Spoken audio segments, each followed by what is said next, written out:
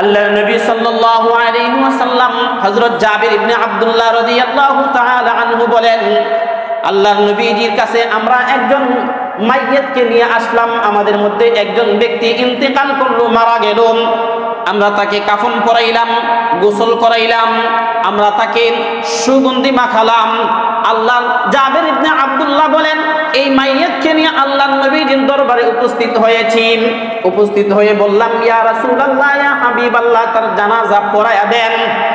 আল্লাহর নবী বললেন, তার কাছে কি কোনো পাওনাদার আছে? তার কি কোনো ঋণ আছে? একজন বললেন, হ্যাঁ, তার কাছে 2 দিরহাম এক ব্যক্তি পাবেন। নবী বলেন, 2 দিরহাম সুদ করে তারপরে নিয়ে আসো, জানাজা পড়ব। মুসনাদে আহমদের হাদিস। জাবির ইবনে আব্দুল্লাহ বলেন, আমরা ওই মাইয়িতকে নিয়ে চলে আসলাম। চলে আসার পরে একজন ব্যক্তি দাঁড়িয়ে আগে বললেন, আমি ওই মাইয়িতের 2 দিরহাম ঋণ পরিশোধ করার দায়িত্বশীল হয়ে গেলাম, দায়িত্ব নিলাম। আবার নবীর কাছে লাশ নিয়ে মাইয়িত নিয়ে গেলাম, গিয়ে বললাম, ইয়া রাসূলুল্লাহ, ইয়া হাবিবাল্লাহ, নবী, এই মাইয়িতের 2 দিরহামের দায়িত্ব অমুক সাহাবী গ্রহণ করেছেন। তখন আল্লাহর নবী এই মাইয়িতের জানাজা পড়ালেন, জানাজা পড়লেন। জানাজা পড়ার পর তাকে কাফন দাফন করা হয়েছে। এমনিতেই অনেক দিন চলে গেছে। কিছুদিন পরে আল্লাহর নবীজি ওই সাহাবীর সঙ্গে সাক্ষাৎ হয়েছে, যে সাহাবী মাইয়িতের 2 দিরহামের দায়িত্ব নিয়েছিলেন। নবী তাকে জিজ্ঞাসা করলেন, তুমি যে ওই মাইয়িতের 2 দিরহামের দায়িত্ব নিয়েছিলে, দিরহাম কি পরিশোধ করেছো, আদায় করেছো? সাহাবী বললেন, ইয়া রাসূলুল্লাহ, মাত্র গতকালকে আদায় করেছি। আল্লাহর নবী বললেন, হে সাহাবী, তুমি গতকালকে দিরহাম আদায় করার সাথে সাথে আল্লাহ পাক তার চামড়াকে মুক্ত করে দিয়েছেন। মুআজ্জাজ মুকাররম হযরত উলামায়ে কেরাম, মুরব্বিয়ানে আযম, মুসল্লিয়ানে কেরাম, দিন দরুদি প্রিয় মুসলমান ভাইয়ারা, পর্দার অন্তরালে আলোচনা শুনতেছেন শ্রদ্ধেয় মা ও বোনেরা। মহিয়ান গরিয়ান রব্বুল ইজ্জত রব্বুল আলামিনের কাছে অসংখ্য অগণিত শুকর সুজুদ, যিনি অত্যন্ত দয়া করে মহব্বত করে তার ঘর মসজিদে সর্বাগ্রে আসার বসার তৌফিক দান করেছেন। এই জন্য কালিমাতুশ শুকরিয়া আদায় করছি, আলহামদুলিল্লাহ। আপনাদের সামনে কোরআনুল কারীমের সূরাতুল কাউসার ছোট্ট একটি সূরা তেলাওয়াত করেছি। বিগত জুমার আলোচনার সাথে সম্পৃক্ত ছোট্ট একটি হাদিস পাঠ করেছি। আয়াত ও হাদিসের সমন্বয়ে নির্ধারিত সময়ের ভিতরে সুনির্দিষ্ট বিষয়ের উপরে কিঞ্চিত আলোচনা করব। আল্লাহ তাআলা আমাকে ইখলাসের সহিত কথা বলার, সব ভাইদেরকে সহিহ আমলের নিয়তে শোনার তৌফিক দেন। সকলে বলি আমিন। মা বাবা চলে যাওয়ার পর, মা বাবা মারা যাওয়ার পর, ইন্তেকালের পর সন্তানের উপর আরও 7টি হক, বিশেষভাবে 7টি হক বাকি থাকে। একটি হক হলো মা বাবার জন্য বেশি বেশি করে দোয়া করা, ইস্তিগফার করা। 2 নম্বর হলো মা বাবার জন্য ইসালে সোয়াব রেসানি করা, তাদের জন্য সোয়াব পৌঁছানো। সোয়াব পৌঁছানোর মধ্যে কয়েকটি কথা আলোকপাত হয়েছে। একটি হলো তাদের জন্য কোরআনুল কারীমের তেলাওয়াত করে তাদের নামে বখশিয়ে দেওয়া, তাদের জন্য দোয়া করা। আরেকটি হলো দান খয়রাত করা, আরেকটি হলো নামাজ পড়া, আরেকটি হলো তাদের জন্য হজ করা, উমরা করা, তাদের পক্ষ থেকে কুরবানি করা। এই সবগুলো সোয়াব রেসানি বা ইসালে সোয়াব এর অন্তর্ভুক্ত। এই হলো 2 নাম্বার। 3 নাম্বার হলো তাযীমু আসদিকাইহিম, তাদের বন্ধু বান্ধবদেরকে সম্মান করা এবং তাদের যে আত্মীয় স্বজন রয়েছে তাদেরকে সম্মান করা। মা বাবার বন্ধুদেরকে সম্মান করা, মায়ের বান্ধবীদেরকে সম্মান করা এবং মায়ের সাথে সম্পৃক্ত, বাবার সাথে সম্পৃক্ত আত্মীয় স্বজনকেও সম্মান করা। রাসূল করিম সাল্লাল্লাহু আলাইহি ওয়াসাল্লামের প্রথম স্ত্রী হযরত খাদিজাতুল কুবরা রাদিয়াল্লাহু তাআলা আনহা, খাদিজা রাদিয়াল্লাহু তাআলা আনহার জীবদ্দশায় আল্লাহর নবীজি দ্বিতীয় বিবাহ করেননি, এটা কম বেশি সবাই জানি। খাদিজা রাদিয়াল্লাহু তাআলা আনহার ইন্তিকালের পরেও নবীজি খাদিজাকে বলে যাননি, বরং হযরত আম্মাজান আয়েশা সিদ্দিকা রাদিয়াল্লাহু তাআলা আনহা থেকে বর্ণিত, বুখারী মুসলিমের হাদিস। তিনি বলেন, নবীজি সাল্লাল্লাহু আলাইহি ওয়াসাল্লাম খাদিজাকে মহব্বত করতেন, খাদিজাকে ভালোবাসতেন। এজন্য নবীজির অন্য কোনো স্ত্রীর বিষয়ে আমার ততটা ঈর্ষা হতো না যতটা হযরত খাদিজার ব্যাপারে ঈর্ষা হতো। তো খাদিজাকে আমি কখনো দেখিনি, কিন্তু তথাপিও খাদিজার ব্যাপারে আমার খুব ঈর্ষা হতো। নবীজি মাঝে মধ্যে কখনো খাদিজার বিষয়ে আলোকপাত আলোচনা করতেন, এমনকি কখনো কখনো খাদিজার জন্য দান খয়রাত করতেন। একদিন নবীজি সাল্লাল্লাহু আলাইহি ওয়াসাল্লাম একটা ছাগল বকরি জবেহ করলেন। বকরিটি জবেহ করেন, কিছু গোশত তার বান্ধবীদের বাসায় পৌঁছে দিলেন, হাদিয়া দিলেন খাদিজার বান্ধবীদের বাসায়।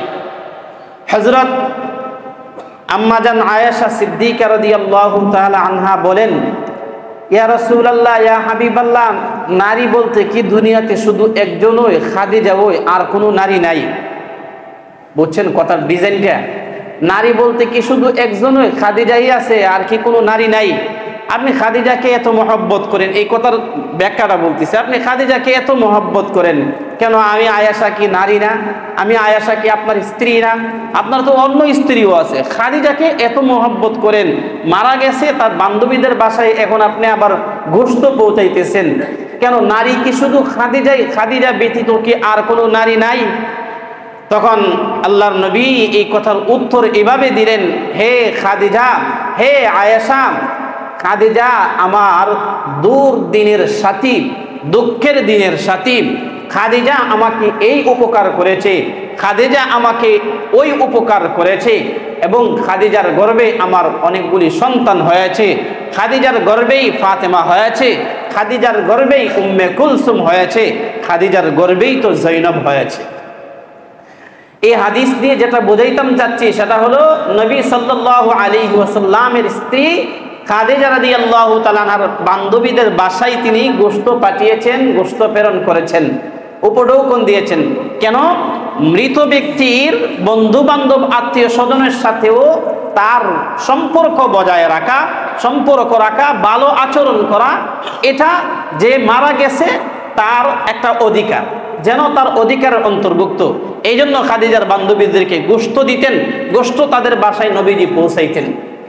এর থেকে এটাই প্রমাণ হয় আমাদের মা বাবা, স্ত্রী, স্বামী যাদের চলে গেছে তাদের বন্ধু বান্ধবের সাথে, তাদের আত্মীয় স্বজনের সাথে সুসম্পর্ক বজায় রাখা, এবং তাদেরকে 4 নাম্বার, এবং তাদেরকে সাহায্য করা, যতটুকু সম্ভব হয় তাদেরকে সাহায্য করা। যেমন হযরত আব্দুল্লাহ ইবনে উমর, উমর রাদিয়াল্লাহু তাআলা আনহুর ছেলের নাম হলো আব্দুল্লাহ। এই আব্দুল্লাহ তো সাহাবায়ে কেরামের যুগে আব্দুল্লাহ বহুত ছিল। একজন আব্দুল্লাহ ইবনে উমর, একজন আব্দুল্লাহ ইবনে আবু বকর, একজন আব্দুল্লাহ ইবনে মাসউদ। প্রসিদ্ধ আব্দুল্লাহ হলো 12 জন। কয়জন আব্দুল্লাহ? 12 জন আব্দুল্লাহ। তো আব্দুল্লাহর পরে বিন ইবনি ব্যবহার না করলে কোন আব্দুল্লাহ এটা তো বোঝা যায় না।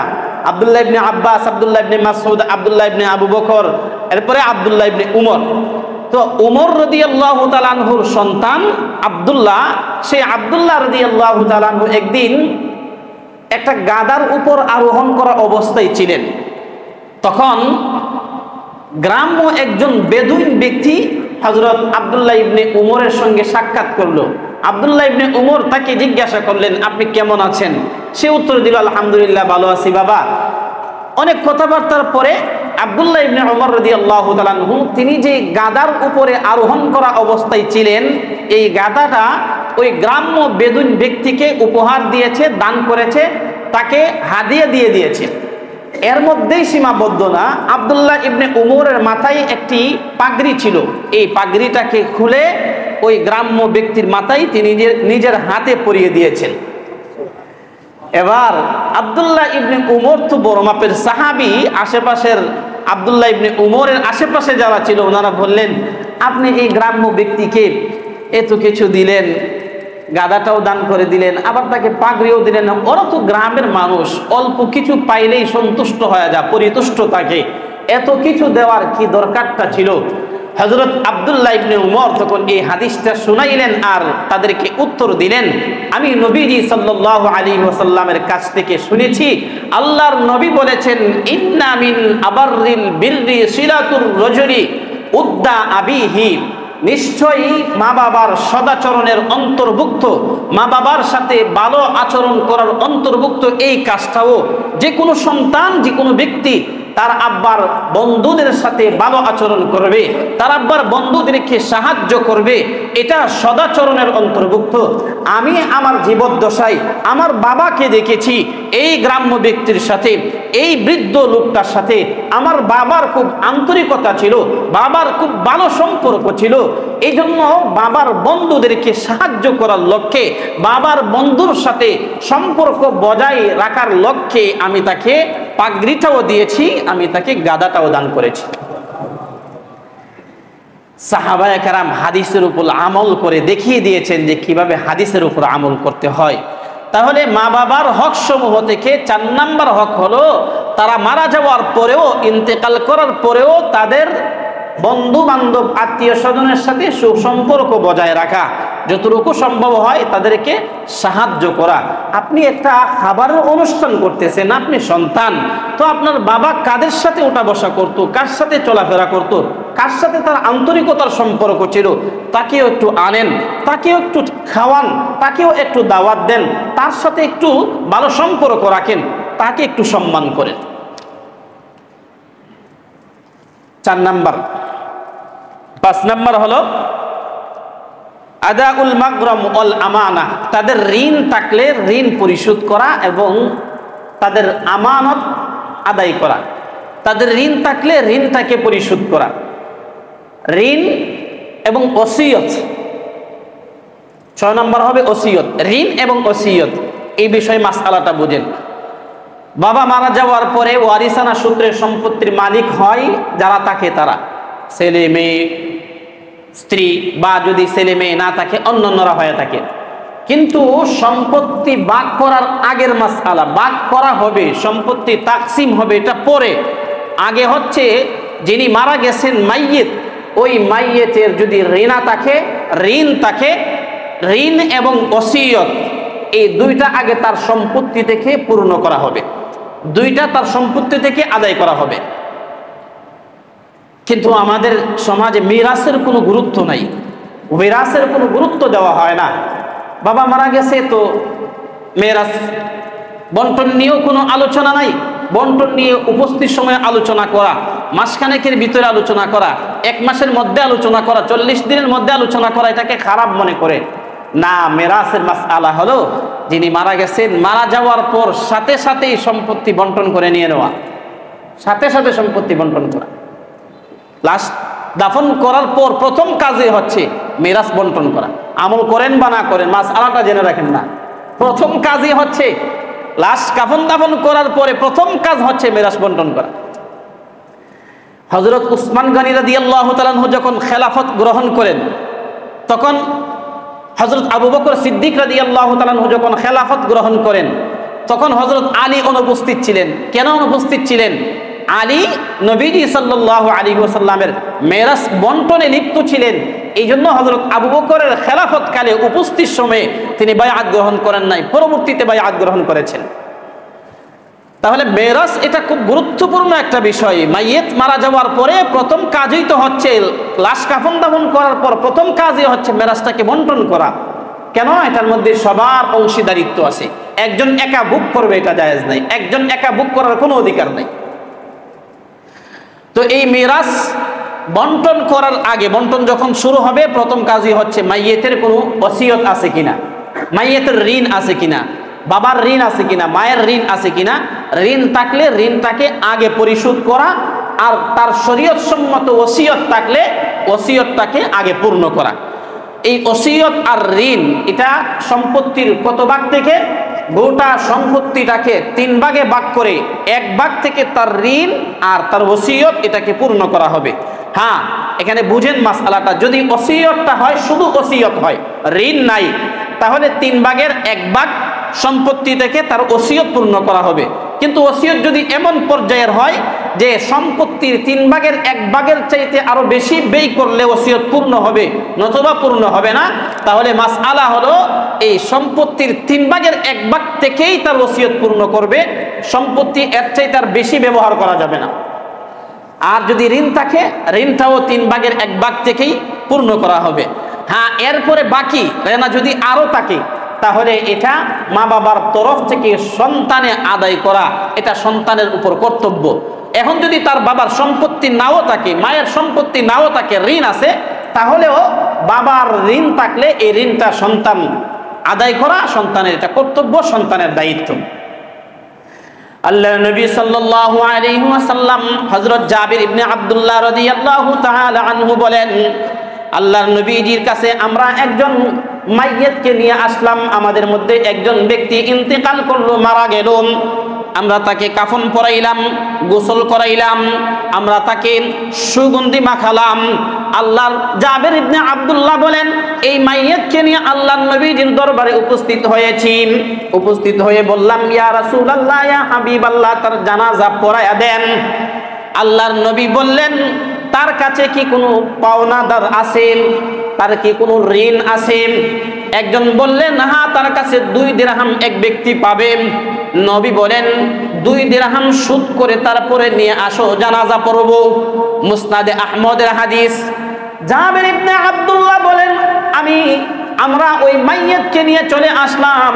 চলে আসার পরে একজন ব্যক্তি দাঁড়িয়ে আগে বললেন, আমি ওই মাইয়িতের 2 দিরহাম ঋণ পরিশোধ করার দায়িত্বশীল হয়ে গেলাম, দায়িত্ব নিলাম। আবার নবীর কাছে লাশ নিয়ে মাইয়িত নিয়ে গেলাম, গিয়ে বললাম, ইয়া রাসূলুল্লাহ, ইয়া হাবিবাল্লাহ, হে নবী, এই মাইয়িতের 2 দিরহামের দায়িত্ব অমুক সাহাবী গ্রহণ করেছেন। তখন আল্লাহর নবী এই মাইয়িতের জানাজা পড়ালেন, জানাজা পড়লেন। জানাজা পড়ার পর তাকে কাফন দাফন করা হয়েছে। এমনিতেই অনেক দিন চলে গেছে। কিছুদিন পরে আল্লাহর নবীজি ওই সাহাবীর সঙ্গে সাক্ষাৎ হয়েছে, যে সাহাবী মাইয়িতের 2 দিরহামের দায়িত্ব নিয়েছিলেন। নবী তাকে জিজ্ঞাসা করলেন, তুমি যে ওই মাইয়িতের 2 দিরহামের দায়িত্ব নিয়েছিলে, দিরহাম কি পরিশোধ করেছো, আদায় করেছো? সাহাবী বললেন, ইয়া রাসূলুল্লাহ, মাত্র গতকালকে আদায় করেছি। আল্লাহর নবী বললেন, হে সাহাবী, তুমি গতকালকে দিরহাম আদায় করার সাথে সাথে আল্লাহ পাক তার চামড়াকে মুক্ত করে দিয়েছেন। তার চামড়া আল্লাহ মুক্ত করে দিয়েছেন, অর্থাৎ তার যেই অশান্তি ছিল, এই অশান্তিকে আল্লাহ পাক দূর করে দিয়েছেন। তাহলে ঋণ থাকলে এই ঋণটা শুধু দায়িত্ব নিলেই হবে না। দেখেন, দায়িত্ব কিন্তু সাহাবী জানাজার দিন নিয়েছে, কিন্তু দায়িত্ব নিলেই হবে না। নবীজির সঙ্গে কিছুদিন পরে সাক্ষাৎ হওয়ার পর নবীজি বলেছেন, তুমি কি তার দেনা পরিশোধ করেছো? সে বলল, নবী, গতকালকে করেছি। নবী বললেন, তুমি যখন ঋণ পরিশোধ করেছো তখন তার চামড়া দায়মুক্ত হয়েছে, কিন্তু শুধু দায়িত্ব নেওয়ার সময়েই দায়মুক্ত হয়ে যাবে না। এই জন্য প্রত্যেকটা সন্তানের জন্য উচিত, যদি মার ঋণ থাকে, বাবার দেনা থাকে, এই দেনাকে পরিশোধ করা, নিজের তরফ থেকে এই দেনা পরিশোধ করা। শুধু দায়িত্ব নিয়ে নিলেই হবে না। 6 নাম্বার হলো তাদের ওসিয়ত পূর্ণ করা, শরীয়ত সম্মত ওসিয়ত। যদি ওসিয়তটা শরীয়ত সম্মত হয়, এখন যদি ওসিয়ত শরীয়ত সম্মত না হয়, তাহলে এটা পূর্ণ করা জরুরি না। ওসিয়ত করে গেল, বাবা আমার মরণের পরে আমার কবরটাকে মাজার করবা, এটা পূর্ণ করা জরুরি না। বাবা আমি মারা যাওয়ার পরে তুমি সিলেট শাহজালাল মাজারে যাবা, মাজারে গিয়া সিন্নি করবা, তুমি তাবারক বিতরণ করবা, এগুলো শরীয়ত সম্মত ওসিয়ত না। শরীয়ত সম্মত ওসিয়ত পূর্ণ করা জরুরি। অনেকে ওসিয়ত করে যায়, বাবা আমি মারা যাওয়ার পরে আমাকে এখানে না ওইখানে নিয়ে কাফন দাফন করবা, এটাও শরীয়ত সম্মত ওসিয়ত না। কারণ মারা যাওয়ার পরে লাশকে কোথায় কাফন দাফন করা হবে, এটা সম্পূর্ণটা মাইয়িতের যে অভিভাবক থাকে তার দায়িত্ব। মৃত ব্যক্তি এই কথা বলে যাওয়ার অধিকার নাই যে আমাকে কোথায় কাফন দাফন করবা, এই কথা বলার অধিকার শরীয়ত তাকে দেয় নাই। এই জন্য এই ওসিয়ত তার পূর্ণ করা এটা জরুরি না। বরং যেখানে মারা যাচ্ছে এখানেই স্থানান্তর না করে, যে এলাকাতেই মারা যাচ্ছে স্থানান্তর না করে এখানেই কাফন দাফন করে ফেলা, এটাই হলো উত্তম। হ্যাঁ, প্রয়োজনের সুবাদে যদি নিতে হয় তাহলে নিতে পারবে, এই অবকাশ এই সুযোগ আছে, কিন্তু এটা করতেই হবে, না করলে গুনাহগার হবে, বিষয়টা এরকম না। 6 নাম্বার, তাদের কবর জিয়ারত করা। নবীজি সাল্লাল্লাহু আলাইহি ওয়াসাল্লাম হাদিসে আছে, আল্লাহর নবী বলেন, কুনতু নাহাইতুকুম আন জিয়ারাতিল কবুর ফাজুরুহা। আমি তোমাদেরকে আগে কবর জিয়ারত থেকে নিষেধ করতেছিলাম। আল্লাহর নবী কেন নিষেধ করেছিলেন? প্রথম পর্যায়ে নবীজি নিষেধ করেছিলেন এই জন্য যে মানুষ প্রথম পর্যায়ে কবরে গিয়ে পূজা শুরু করে দিত, পূজা করত, মূর্ছনা করত। এই জন্য নবীজি প্রথম যুগে নিষেধ করেছেন কবরে যাওয়া যাবে না। যখন সাহাবায়ে কেরামের বোধগম্য হয়েছে, যখন বেশিরভাগ মুসলমান হয়ে গেছে, তখন নবীজি বললেন, এক সময় আমি নিষেধ করেছিলাম কবরে যাইতে পারবে না, কবর জিয়ারত করতে পারবে না, এখন আমি নবীজি আদেশ করতেছি ফাজুরুহা, কবরে যাও, তোমরা কবর জিয়ারত করো। ফাইন্নাহা তুজহিদু ফিদ দুনিয়া তাজহাদু ফিদ দুনিয়া, কেননা এই কবর জিয়ারত এটা দুনিয়া থেকে মানুষকে বিমুখ করে, ওয়া তুযাক্কিরুল আখিরা, এবং আখিরাতকে স্মরণ করায়। কবর জিয়ারতের 2 উদ্দেশ্য। কবর জিয়ারতের উদ্দেশ্য কয়টা ভাই? 2টা। 1 নাম্বার উদ্দেশ্য হলো, আমি কবরে গেলে কবরবাসীদেরকে দেখে এই কথা স্মরণ হবে, আহারে এখানে আমাকেও আসতে হবে, এই নির্জন বাসস্থানে একা একা এখানে আমাকেও থাকতে হবে, সুতরাং এই দুনিয়ার চাকচমকময় জিন্দেগি আমার অল্প দিনের জন্য একসময় শেষ হয়ে যাবে, আমাকে এখানে আসতে হবে, এখানে আসার যতগুলো প্রস্তুতি দরকার সব প্রস্তুতি আমাকে গ্রহণ করতে হবে। এক তো হচ্ছে নিজেকে আখিরাতের জন্য, নিজেকে কবরের জিন্দেগির জন্য, নিজেকে পরকালের জিন্দেগির জন্য প্রস্তুতের জন্য কবর জিয়ারত করা। আরেকটা হলো কবর জিয়ারতে গিয়ে মা বাবার জিয়ারত করা, মা বাবার জন্য ইসালে সওয়াব করা, মা বাবার জন্য সওয়াব পৌঁছানো। কবর জিয়ারতের সুন্নত তরিকা কি? কবর জিয়ারত করব কিভাবে? এই খুঁটিনাটি মাসাইল, এগুলো প্রত্যেক মুসলমানই জানা থাকা দরকার। আমাদের দেশে দেখবেন অনেক কবর পাকা করা থাকে, পাকা করা থাকলে সেখানে গিয়ে বসে বসে জিয়ারত করে। সুন্নত তরিকা কি? এটা শুনলে আপনিও বুঝবেন এই বসে বসে কবর জিয়ারত করা এটা সুন্নতের খেলাফ। দাঁড়িয়ে কবর জিয়ারত করা এবং পশ্চিম দিকে কেবলামুখী হয়ে পশ্চিম দিকে প্রথমে পিঠ করে দাঁড়াবে আর পূর্ব দিকে রুখ করে দাঁড়াবে। যিনি জিয়ারতকারী, যিনি জিয়ারত করবেন, পূর্ব দিকে রুখ করে দাঁড়াবেন। কেন পূর্ব দিকে রুখ করে দাঁড়াবেন? মাইয়েতকে যখন রাখা হয়েছে তখন মাইয়েতের মুখটা, মাইয়েতের চেহারাটা পশ্চিম দিকে রাখা হয়। আপনি মাইয়েতকে গিয়ে সালাম দিচ্ছেন, আসসালামু আলাইকুম ইয়া আহলাল কুবুর আনতুম সালাফুনা ওয়া নাহনু বিল আসার ইয়াগফিরুল্লাহু লানা ওয়া লাকুম। পুরাটা যদি নাও পারেন, শুধু এতটুক আসসালামু আলাইকুম দারা কওমি মুমিনিন অথবা আসসালামু আলাইকুম ইয়া আহলাল কুবুর, এতটুক সালাম দেওয়া এটা সুন্নত। তো আপনি সালাম দেবেন কবরে গিয়ে, তো সালাম তো পিছন দিক থেকে দেওয়া হয় না, সালাম দেওয়া হয় সামনাসামনি হলে, সামনাসামনি সালাম দেওয়া হয়। তো এই জন্য মাইয়েতকে শোয়ায় রাখা হয়েছে, মাইয়েতের চেহারা হলো কেবলামুখী। আপনি তাকে সালাম দিতে গেলে আপনি কোন দিকে দাঁড়াইতে হবে? কবরের পশ্চিম পার্শ্বে। আপনার রুখ থাকবে পূর্ব দিকে, কবরের পশ্চিম পার্শ্বে আপনি পূর্ব পাশে রুখ হয়ে দাঁড়িয়ে মাইয়েতকে সালাম দিবেন। সালাম দেওয়ার পরে অতঃপর দুরূদ শরীফ পড়েন। দুরূদ শরীফ পড়ে ছোট্ট ছোট্ট সূরা আছে, যদি সময় হয় সম্ভব হয় তাহলে সূরা ইয়াসিন পড়েন, যদি সময় হয় সম্ভব হয় তাহলে সূরা মুলক তিলাওয়াত করেন, আর যদি এত লম্বা সময় না হয় তাহলে সূরা জিলজাল পড়েন, সূরা তাকাসুর পড়েন, সূরা ইখলাস 3 বার পড়েন, সূরা কাফিরুন পড়েন, সূরা ফালাক পড়েন, সূরা নাস পড়েন।